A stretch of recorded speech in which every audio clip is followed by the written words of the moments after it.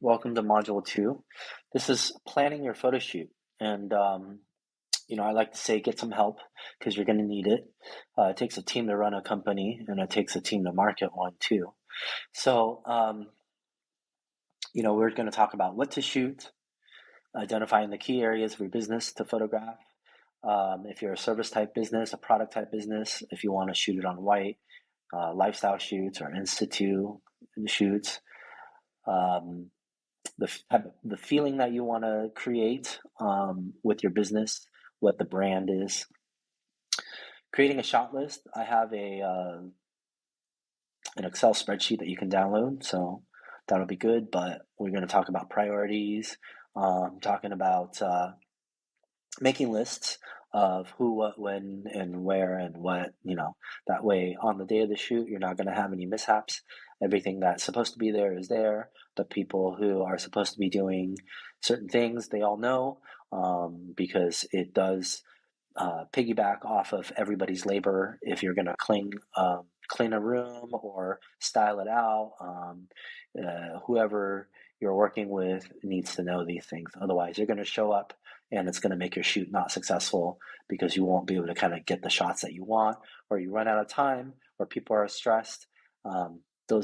None of those things are good. You want to feed.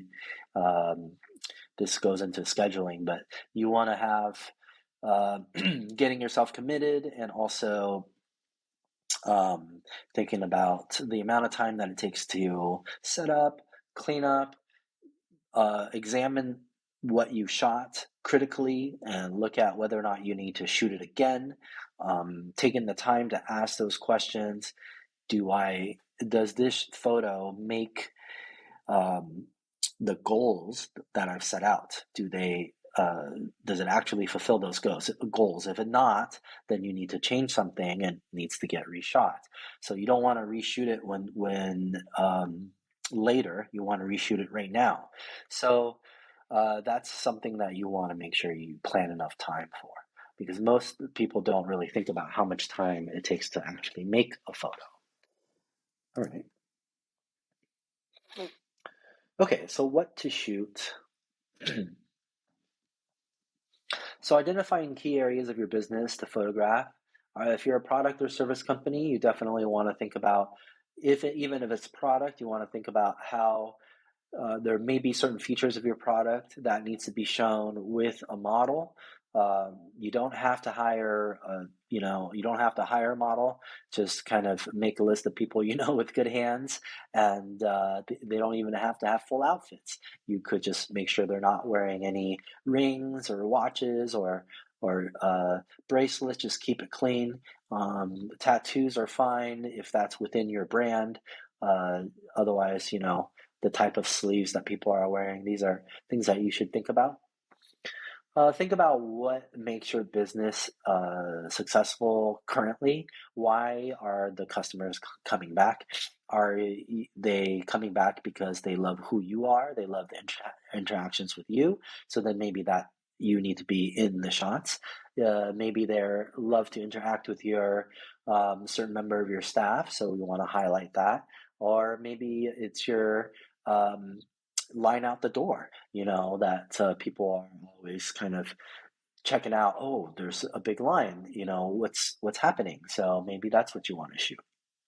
But thinking about your current strengths and maybe where you want to grow as a business, this will also help you figure out the type of shots that you need. Checking out the competition. What kind of shots do they have? Do they tell a good story? Are there images that you feel like take away from their brand? And maybe those are things that you want to consider and think about adding to your own photo shoot, or totally avoiding.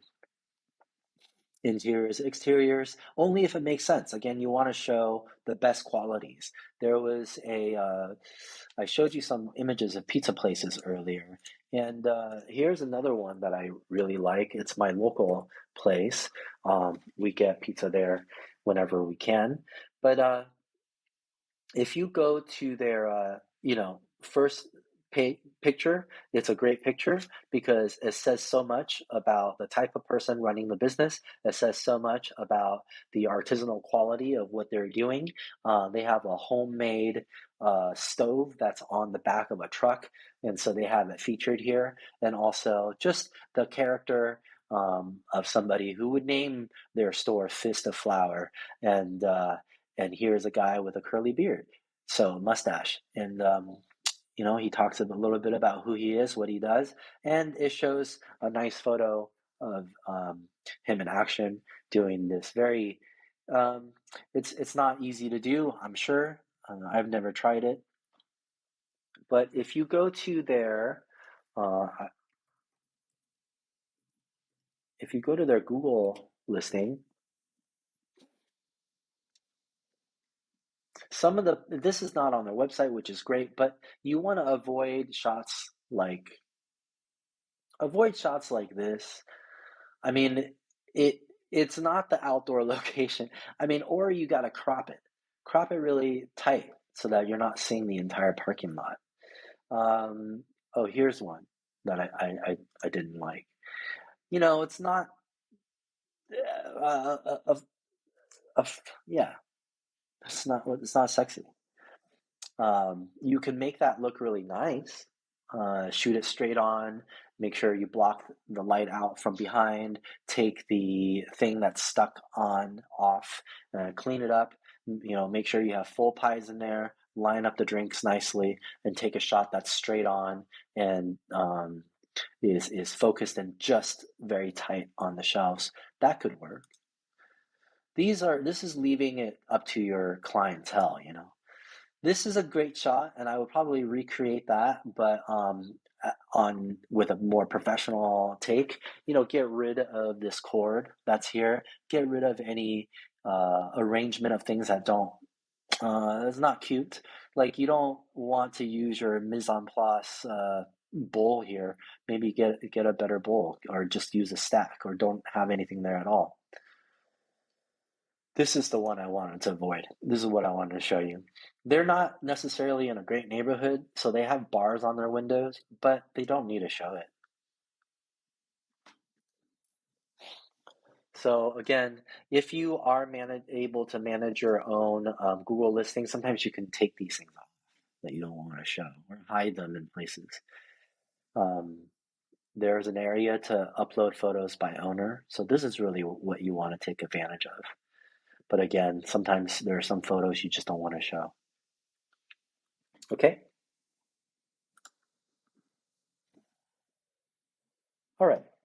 So we kind of talked about the iconic brand photo. When for a fist of flour, it's the guy with his curly mustache and the pizza oven in the back. That's very iconic for them.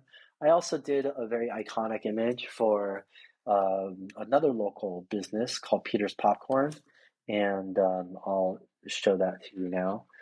It's on my website. Um, Under retouching. And so this is a shot that I made for them. And you can see that this is a very complicated shot. Originally, it was shot in multiple pieces. These people were not standing there. The kettle is standing up.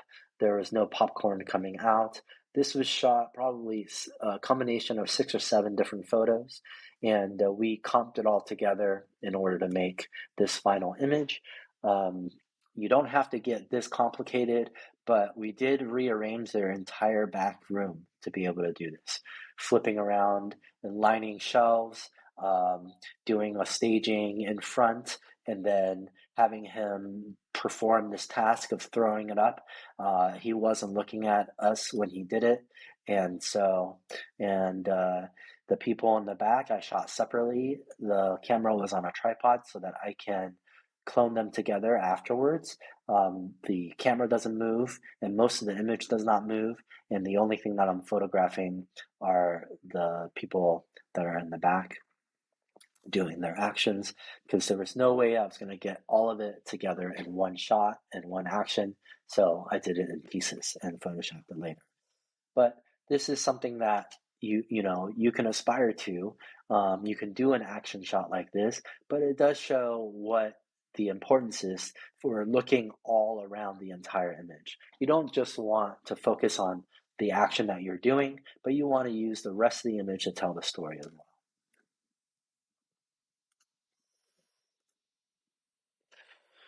Okay, so here we are, section 2.2, module 2.2, creating a shot list. We do have a shot list for you to download, so you can grab that. And it's very simple, just a shot order, how many shots you're doing, which location is it going to take place. I can go to that link for you right now. So here's a shot list template that you can download. It's a very simple shot list. I just kind of created it out of another shot list, but this is a slightly simplified version. You have your shot number, location that you want to shoot, whether or not it needs to be done in the daytime, nighttime, if it's interior or exterior, depends on what time of day and the direction of the sun. So it kind of informs you on the time of day that you may want to shoot these. We have a variety of description for what we want the shot to entail. First one, capture a full dining room and well-framed interior using nighttime lighting. Use the camera on a tripod, and we want the server bring food out, and that'll be motion blur. The cast, you're going to need customers, you're going to need a server. It will take approximately 30 minutes to set up, 5 minutes to shoot, total time 35 minutes. And you can sum this all up. I'm doing it. Okay, there you go. 62 minutes is how long it'll take to make these 3 shots. Of course, you might get variations of each type of shot. So in the full dining room, you might get a couple of different angles, but then you might want to extend this amount of time. For the sales counter, also, you might want to try a couple of different things. You want to take 10 minutes to clean it all up, tell the people what is going to be happening, the action that you want them to go through, and then you want to take the time to do a couple of versions, different angles, different perspectives, close, far, that kind of thing. Maybe 10 minutes would be better because you do want time to review your photo as well. Same thing here. Giving yourself ample time to review, decide whether or not the image meets your goals. Lastly, the kitchen shot.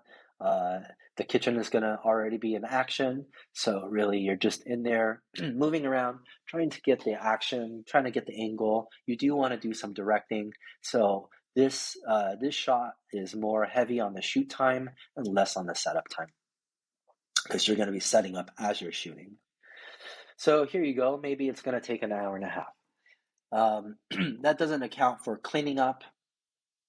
It doesn't account for the editing that you're going to have to do afterwards, the file management that you're going to have to do afterwards, and the posting that you're going to have to do afterwards. So keep that in mind as you make your schedule. And also, I wanted to just offer this. If you are watching this course, feel free to call us. We do take the time to talk to our clients, and oftentimes, if you book a call, we can set that time aside for you. So if you're having questions or difficulties doing this, give us a call, and we'll try and work with you on that. This brings us to the last part of this section, scheduling. Scheduling a photo shoot, understanding the logistics around a photo shoot. You do need time to prep. You do need time to communicate with the crew. That is very, very important. Oftentimes, there'll be confusions. So having your crew repeat back the instructions given, or maybe having them write it down and watching, helping them schedule it, make sure that it's done. This is on the leader of the team. So if anybody doesn't kind of come through with what they're supposed to do, generally it's lack of communication from the leader. So communication is very important. I also want to stress that the way you communicate is very important. A lot of smaller businesses have employees that are family or friends or people who are related or somehow they're very close because it's a small company. So you want to avoid um, adding stress to anything that's already a difficult thing to do. A photo shoot can cause stress because it's something new. You haven't done it before, and the people who you're asking to help, they haven't done it before. And so they're really looking to you to communicate everything that they need to be doing. And they want to do a good job. Most of the time, people want to do a good job. But if they're set up to fail, meaning they don't have the clear communication, they don't have the visual examples, maybe they're hungry, maybe things aren't cleaned when they're supposed to be, and now it's their job to clean it. If they're rushed, these are all ways that your team can be set up to fail. So making sure that you take the time to prep, take the time to communicate, think about how to feed your team or have them be fed during the shoot. Sometimes the shoot runs a little bit long. Sometimes it runs over lunchtime. And when people get hungry, their minds tend to kind of wander, and they're having to deal with just keeping their minds off of their hungry stomachs. So anything you can do there to help them, that's great. Cleaning up, nobody likes to do that, but I think it's very important because if you're coming to a shoot, you're probably going to have gear. If you have gear, you need a way to get it from point A to point B and then also get it back again. Making sure that you have time to clean up is going to be very helpful. It'll reduce the amount of stress that you and your team are experiencing. Accounting for post-production time, photos aren't done when you just click the shutter. That's, to me, analogous to going and shopping for groceries. You're not done cooking.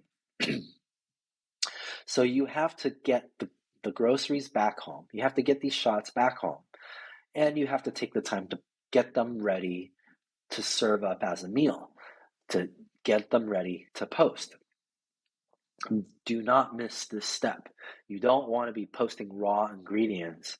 You don't want to be serving raw ingredients to your customers. So you're not going to be posting raw photos straight out of the camera to your site because it doesn't look good, and people will know.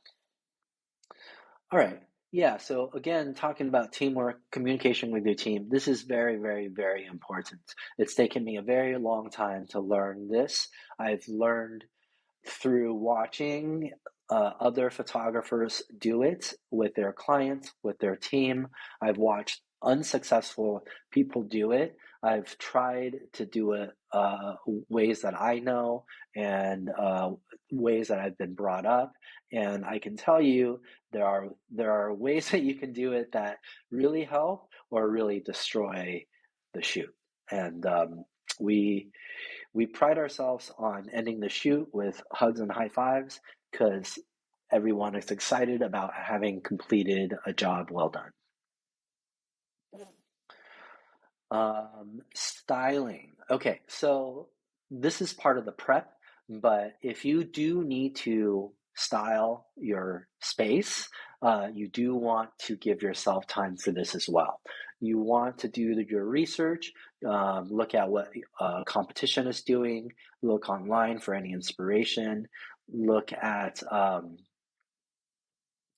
looking for ways to either purchase what you're missing, do trade with people so that you can get better dishes, better vases, better furniture, better artwork on the walls. You can borrow things and return them later, but you do have to account for that amount of time as well. Having fresh flowers is always a plus. But if you are not arranging them well, maybe don't do it. So do it if you can do it well, and just keep it clean, and don't worry about it if you can't.